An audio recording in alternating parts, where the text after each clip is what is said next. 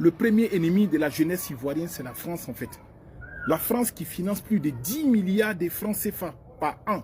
Rien que pour créer des buzz et pour distraire en fait la jeunesse ivoirienne.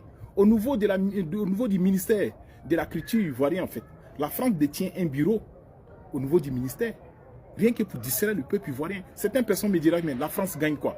Regardez ce qui aujourd'hui se passe au Burkina Faso, au Niger, au Mali.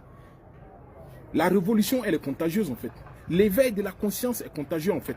Donc la France, ce que vous oubliez en fait, la Côte d'Ivoire est le poumon de la puissance de la France.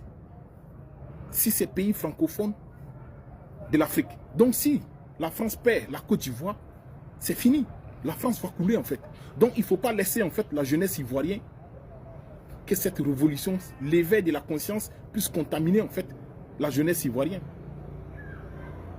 C'est grave. Le premier ennemi en fait de la jeunesse ivoirienne, c'est la France en fait.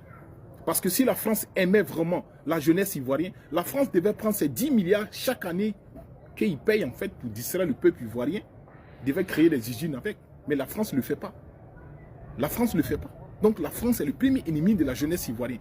Voilà une jeunesse aujourd'hui qui n'arrive même pas à manger à sa faim, qui n'arrive même pas à se faire soigner, qui n'arrive même pas à payer son propre loyer, de l'électricité, de l'eau et j'en passe. Tellement que la France a reçu en fait à distraire aujourd'hui l'Ivoirien.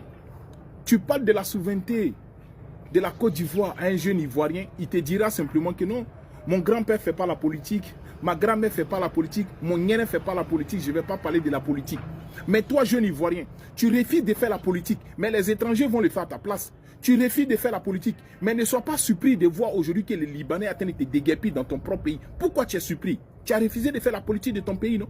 Aujourd'hui, les Libanais qui détiennent l'économie ivoirienne, qui a corrompu, qui a pris le système de la politique ivoirienne en main. Voilà aujourd'hui. Et vous savez, la distraction en fait, c'est une drogue en fait.